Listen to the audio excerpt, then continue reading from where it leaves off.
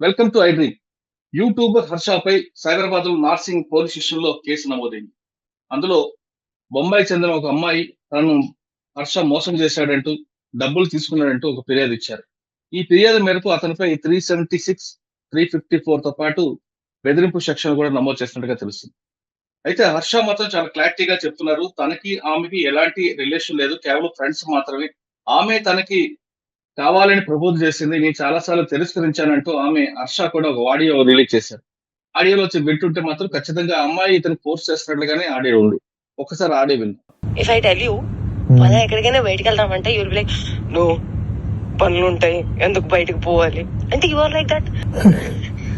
But అలా కూడా కాదు, you will be like interested. ఏం చేద్దామని అనుకుంటున్నావు జీవితం చెప్పు. ఎంత ఎంత రసికరాజు రాకుండా ఉండం అంటే ఎలా పాసిబుల్? అది ప్రేమించాలి మనసులో లేదా? మరి ఎప్పుడు అడుగుతావు, ఇప్పుడు చేద్దాము, ఇప్పుడు ఏంటి? ఇప్పటి వరకు హర్ష రిలీజ్ చేసిన ఆడియోని మనం విన్న తర్వాత కూడా హర్ష సంబంధించిన వాళ్ళు, అంటే అమ్మాయి బాధితురాలకు సంబంధించిన వాళ్ళు కూడా ఒక వీడియో రిలీజ్ చేశారు. హర్ష ఆ అమ్మాయి కలిసి ఒక దగ్గర ఉన్నట్లుగా ఒక సీసీటీవీ ఫుటేజ్ కూడా పంపించారు. ఇది మరోవైపు జరుగుతుంటే అసలు హర్ష అన్న వ్యక్తి ఏ విధంగా అమ్మాయి పరిచయం అయ్యారు, హర్ష నిజంగా అతని మీద అమ్మాయి మీద రేప్ చేశారా లేదా, లేదంటే గతంలో జరిగినట్లుగా హర్ష కింది స్థాయి నుంచి వచ్చి ఈ స్థాయికి బాగా ఫేమస్ అవడం వెనక కుట్ర ఎవరైనా పని అతను ఏదో రకంగా డ్యామేజ్ చేయాలి ఇంటెన్షన్ తోనే కుట్ర పన్నారనే విషయం అంతా మాట్లాడడానికి హర్ష తరపు న్యాయవాది విజయవాడ నుంచి తాడికొండ చిరంజీవి గారు ప్రస్తుతం అంత ఉన్నారు.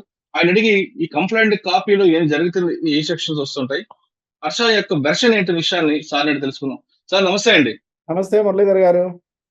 సార్, ఇప్పుడు కేసు అంతా చూస్తున్నాం. హర్ష మీద గతంలో కూడా ఇటువంటి విధంగానే చాలా మంది యూట్యూబర్స్ దాడి చేసి అతను ఏదో రకంగా డిఫెమ్ చేయాలనే విషయాన్ని మనందరూ కూడా గమనించాం. ఇప్పుడు ఈ కేసు తీసుకుంటే అమ్మాయి చాలా స్పష్టంగా 2022లో తనకు పిలిపించి మొత్తం మంది కలిపి తనపై అత్యాచారం చేశాడని అంటూ కొన్ని సెక్షన్లు కూడా ఆమె కంప్లైంట్ లో చాలా స్పష్టంగా చెప్తున్నారు. ఆవిడ blackmailing, sexual assault, rape, cheating, extortion, defamation అంటే ఇన్ని రకాల సెక్షన్లు, ఇన్ని రకాలుగా తనను వేధించాడు కాబట్టి ఇవన్నీ కూడా ఇంప్లిమెంట్ అవుతాయంటూ హర్ష మన బాధితుల తరపున అడ్వకేట్ గారు పోలీస్ స్టేషన్ ఫిర్యాదు ఇవ్వడం, ఆ కంప్లైంట్ కాపీలో డీటెయిల్ గా ఉంది.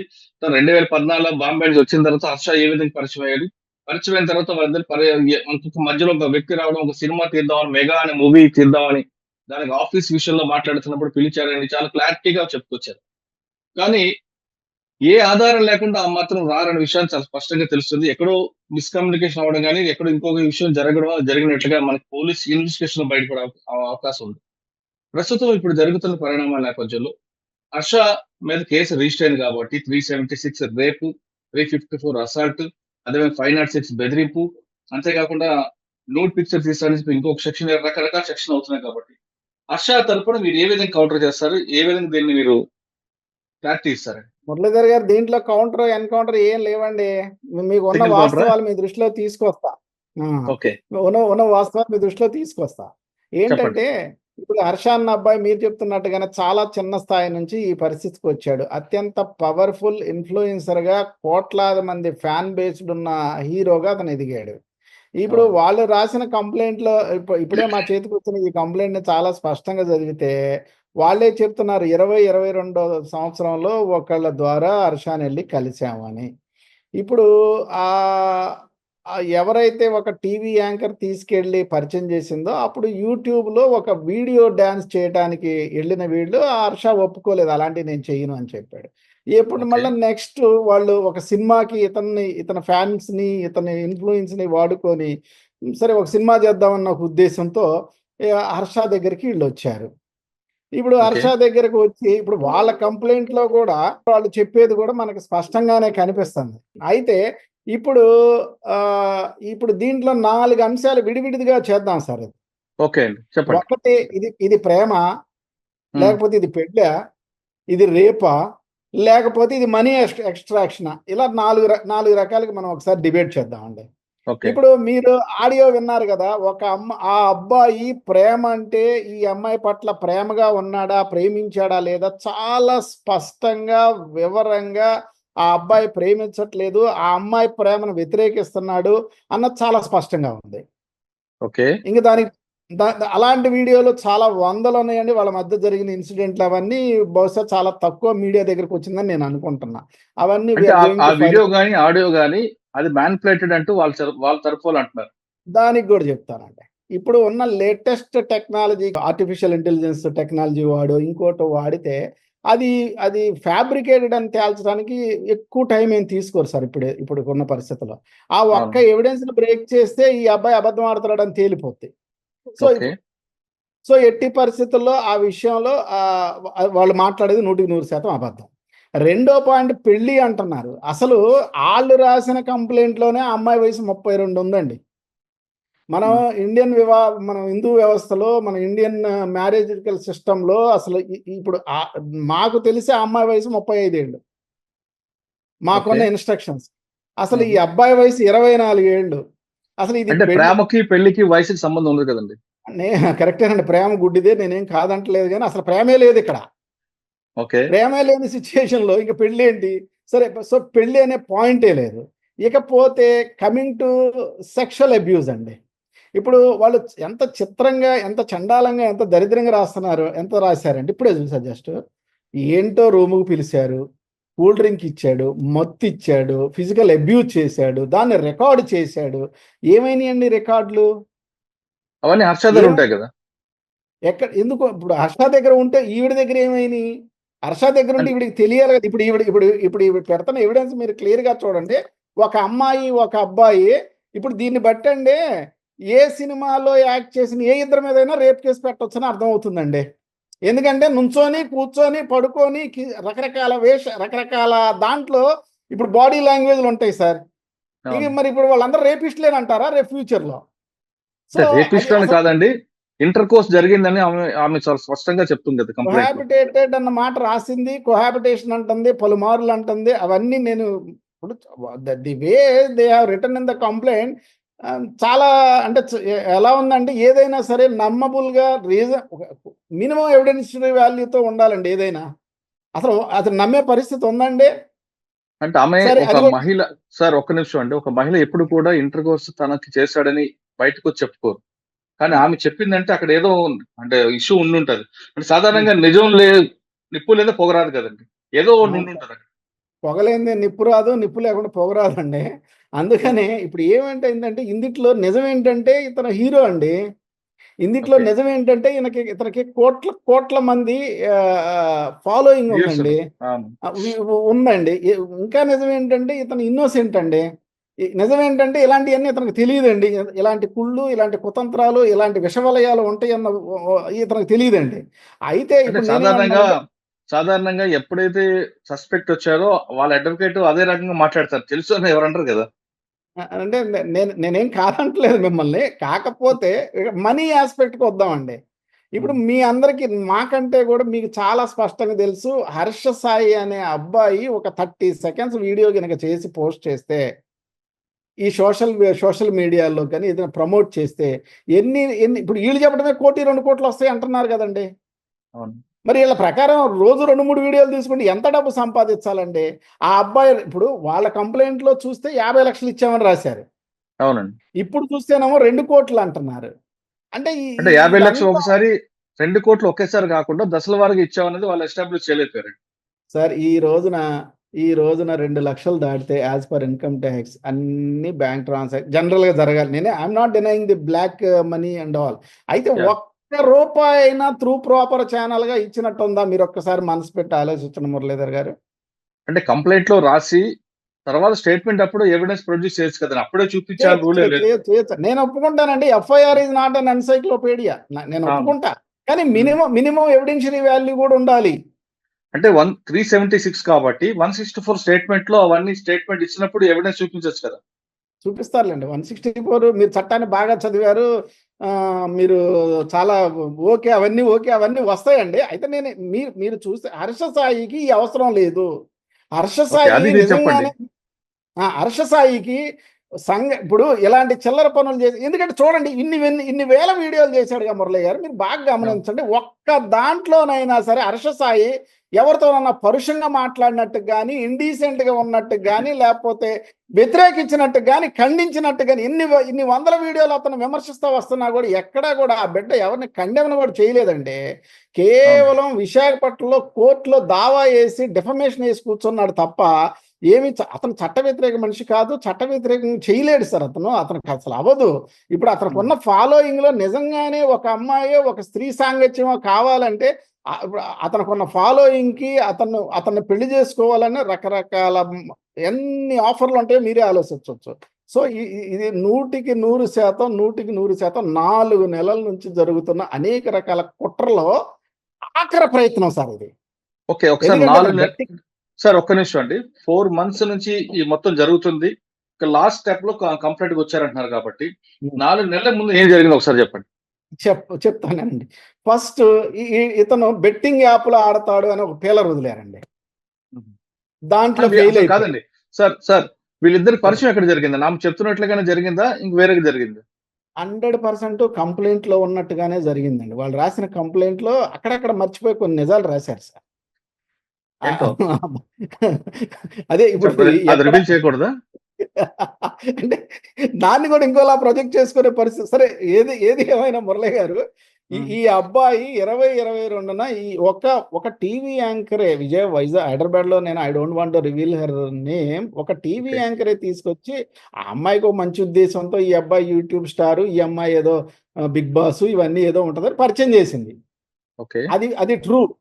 ఆ పరిచయం వల్ల పరిచయం ఇంత పరాకాష్ఠకొచ్చి ఈ అబ్బాయి ఈ పరిస్థితికొచ్చింది. అంటే ఇంత సరే కొంచెం ఒక ఫ్రెండ్‌షిప్ ఉందనుకుందామండి. హ్మ్. కాదనట్లేదు. హ్మ్. ఈ ఫ్రెండ్‌షిప్ ముసుగులో కూడా కొంతమంది అబ్బాయిలు కూడా దారి తప్పేవాళ్ళు చూస్తుంటాం.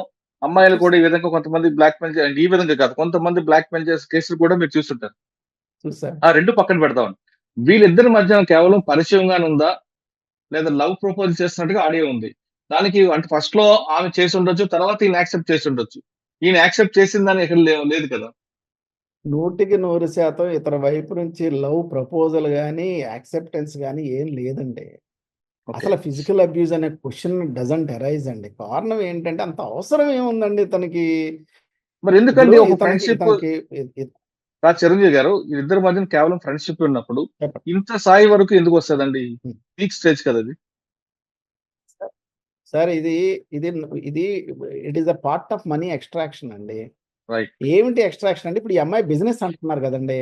ఏమిటి బిజినెస్ అండి? ఇప్పుడు ఈ అమ్మాయి చేసే బిజినెస్ ఏంటి? మీ దృష్టికి ఏమన్నా వచ్చిందండి?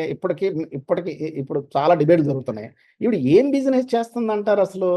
ఏం బిజినెస్సు? ఏదన్నా మామూలుగా ఏదన్నా క్లాత్ బిజినెస్ చేస్తుందా? లేకపోతే ఇంకేమైనా కన్‌స్ట్రక్షన్స్‌లో ఉందా? దేంట్లో ఉంది? ఈవిడ అపర కోటీశ్వరురాలు, ప్రొడ్యూసర్ ఎందుకు చేస్తది అనేది ఇంకొక వితండవాదం. వితండవాదం కాదు అంటున్నారు. అసలు ఈ అమ్మాయి తిరిగే కారేంటి? ఉండే ఇల్లేంటండి? ఈ అమ్మాయికేమన్నా హైదరాబాద్‌లో ఏమన్నా సొంత ఆస్తులున్నాయా? పోనీ ఇంతకు ముందేమన్నా ఘనమైన చరిత్ర ఉండి ఒక అద్భుతమైన సినిమా ఏమన్నా తీసిందండి ఈ అమ్మాయి? పోనీ ఏమన్నా అంటే వెబ్ సీరీస్ చేసిందా? ఏం లేదు గదా! సినిమా నిర్మాత అవ్వాలంటే డబ్బులే అవసరం లేదండి. బాగా లేదంటే మంచి ఇది ప్రొడ్యూసర్ నేను అగ్రీ చేస్తానండి. డబ్బులే ఉండక్కర్లేదు. ఇప్పుడు ఆ డబ్బులు లేనితనం ఉంది ఇప్పుడిక్కడ. అంటే ఇక్కడ ఫైనాన్షియల్ ఉండొచ్చు కదండీ! ఇప్పుడు ఆ ఎవరొస్తారు అమ్మాయికి సినిమా తీయాలని కోరుకుంది. అందులో ఉంది. హర్ష కూడా సినిమా తీయాలని హీరోగా చేయాలని ఉంది. మెగా ఉంది. ఆ సినిమా హిట్ అయితే డబ్బులొస్తాయి. ఆ ఫైనాన్స్ అన్నీ ఆమె తీర్చొచ్చు అని ఒక ఇంటెన్షన్ ఉండొచ్చు. హ్మ్.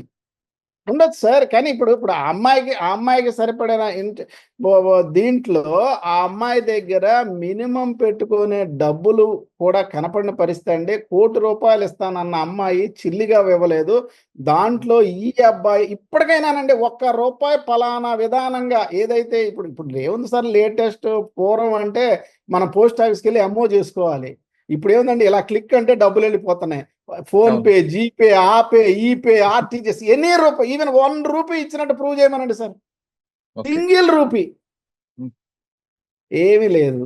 ఇ ఇట్ ఇది ఏం లేదు సార్. ఇది బ్లాక్‌మెయిలే సార్. ఫస్ట్ ఏమో బెట్టింగ్ యాప్స్ అన్నారు. తర్వాత హ్మ్. ఇతను చేసే వీడియోలన్నీ ఫేక్ అన్నారు. ఆ ముంబైలో జరుగుతుంది ఇయన్నీ అబద్దాలన్నారు. అన్నీ ఫెయిల్ అయిపోయారు సార్. రకరకాల ప్రయత్నాలు చేశారు ఈ అబ్బాయి దగ్గర నుంచి డబ్బు ఎక్స్ట్రాక్ట్ చేయడానికి. అన్ని ప్రయత్నాలు విఫలమైనయి మురళి గారు. మీరు నమ్మాలి. This is the last heinous act. Okay. Sir ఈ అమ్మాయే చేస్తుందా? This is nothing but the occupational hazard Muralidhar గారు. ఎందుకంటే మనం ఇప్పుడు మీ దగ్గర కూడా చాలా మంది గర్ల్స్ పని చేస్తూ ఉంటారు, స్త్రీలు ఉంటారు, మా దగ్గర జూనియర్స్ ఉంటారు. ఇప్పుడు ఎవరైనా మనతో క్లోజ్గా ఉన్నోళ్ళు వచ్చేసి నన్ను అది చేశాడు ఇది చేశాడంటే ప్రస్తుతం ఉన్న రోజుల్లో సింపుల్గా ఇది మనం చేయలేం. ఏమి ఆ, అందుకనే అన్ని సర్వైలెన్స్ మధ్య బతకాల్సిన పరిస్థితి వచ్చిందండి. ఇప్పుడు ఎటు చూసినా మాకు కూడా టీవీలే సార్ ఇప్పుడు కెమెరా. ఓకే. హర్షకి కంప్లైంట్ ఇచ్చిన అమ్మాయి ఆమె ఇండిపెండెంట్ ఇచ్చింది అనుకోవాలా? లేదా ఆమె వెనక ఎవరైనా ఉండి ముందు పెట్టి నడిపిస్తున్నారు అనుకోవాలా? కనిపిస్తున్నారు కదా సార్ అంతా క్లారిటీగానే. ఒక లాయర్లు, వ్యవస్థ, విధానం అంతా కనిపిస్తుంది. కాకపోతే మాకు యాజ్ ఫార్ యాజ్ మాకున్న ఇన్స్ట్రక్షన్స్ ఏంటంటేనండి, ఇప్పటివరకు నడిపించిన వాళ్ళందరికీ ఈవిడే హెడ్ అని. ఓకే. అంతేకాకుండా ఈవిడ పక్కన మరి ఎవరో బాల అని ఒక అతను ఉన్నాడటండి. అవునండి. ఆయనే పరిచయం చేశాడని రాస్తుంది కదా! ఈ కంప్లైంట్‌లో ఉన్న బాల అతనే అయ్యుంటాడు. ఆయనే. అయితే ఆ! బాలచంద్ర. ఈ బాలచంద్ర. ఈ బాలచంద్రదే ఇదంతా ఈ ఈ ఈ ఈ ఈ బిహైండ్ ది స్క్రీన్ అంటున్నారండి. ఇతను కూడా గతంలో ఏదో హీరోయిన్ వ్యవహారంలో పంజాగుట్టలోని ఏదో పోలీస్ స్టేషన్‌లో అయిన కేసుల్లో కూడా ఇతను ముద్దాయని, ఈ అమ్మాయి కూడా చాలా చరిత్ర ఉందని ఇవన్నీ వస్తున్నాయి సార్. మరి ఇంకా నా దగ్గర ఏం ఫుల్ రికార్డ్ రాలేదు. వస్తది. I will update. Okay. Sir ఇప్పుడు నార్సింగ్‌లో కేస్ అయింది కాబట్టి ఇందులో హర్షని అరెస్ట్ చేస్తే హ్మ్. వెంటనే బెయిల్ వచ్చే అవకాశం ఉందంటారా? హర్ష సాయిని అరెస్ట్ చేస్తే బెయిల్ వస్తుంది. అయితే వెంటనేనా కొద్దిగా టైమా అనేది థింగ్స్ విల్ డిసైడ్. అంటే ఇప్పుడు ఇందులో నోటీస్ ఇచ్చారు కూడా రెస్పాండ్ అవుతారా మీరు? నోటీస్ ఇస్తే 100% రెస్పాండ్ అవుతాం గదండీ. ఆల్రెడీ ఉప్పల్ పోలీస్ స్టేషన్‌లో నోటీస్ ఇచ్చారు. దానికి ఉప్పల్ రెస్పాండ్ పోలీస్ స్టేషన్‌లో అయ్యాం. ఏ కేసు అండి? ఉప్పల్ పోలీస్‌లో సమ్ బెట్టింగ్ కేస్ అని ఒక చిన్న కేసు పనికిరాని కేసు అంటే అది పెడితే అది వేరండి. కానీ ఇందులో 376 కాబట్టి ఇది మోస్ట్‌లీ దీనికి నోటీస్ ఉండదు. నోటీసులేమి ఇవ్వరు సార్. ఎవరు డైరెక్ట్ అరెస్టే ఉంటది. మనిషిని అరెస్ట్ చేసే పరిస్థితే. ఇప్పుడు కొత్తగా ఏంటంటే హర్ష పారిపోయాడు, హర్ష కనపట్లేదు, హర్ష అవును. ఎక్కడికి పోలేదు, హర్ష మన మధ్య ఉన్నాడు. కొంచెం టైం తీసుకొని ఏం చేయాలి ఏంటి అనే ఒక చిన్న దీంట్లో ఉన్నాడు. ఖచ్చితంగా ప్రజల మనిషి, ప్రజల మధ్యలోనే ఉన్నాడు, ప్రజల మధ్యకి వస్తాడు. ఓకే. సార్ ఫైనల్‌గా చెప్పండి. హర్ష సార్ తప్పు చేయలేదని మీరు నమ్ముతున్నారు కాబట్టి, ఒక తప్పు చేసినా ప్రొటెక్ట్ చేసే అవకాశం ఇది ఉంది కాబట్టి, ఏ తప్పు చేయలేదు హర్ష. కింద ఇటువంటి ఎవిడెన్స్ ఉన్నాయని డైరెక్ట్‌గా తీసుకొచ్చి పోలీస్ స్టేషన్‌లో చూపిస్తే, వాళ్ళు దాన్ని నమ్మి హర్షని నోటీస్ ఇచ్చి పంపే అవకాశం కూడా ఉంది కదా ఇందులో 376లో. 100% ఉండదండి. ఉండదు. అంత పెద్ద పెర్ఫెర్నాలియా మన పోలీస్ డిపార్ట్మెంట్‌కి లేదు. ఎందుకంటే ఫస్ట్ ప్రైమా ఫేసి ప్రకారం మన హ్మ్. ఇన్వెస్టిగేషన్‌లో కొన్ని వందల ఇన్వెస్టిగేషన్స్ చూసామండి. నేను I am from last 30 years నేను క్రిమినల్ ట్రయల్, క్రిమినల్ జ్యూరిస్ప్రుడెన్స్ దీంట్లోనే ఉన్నానండి.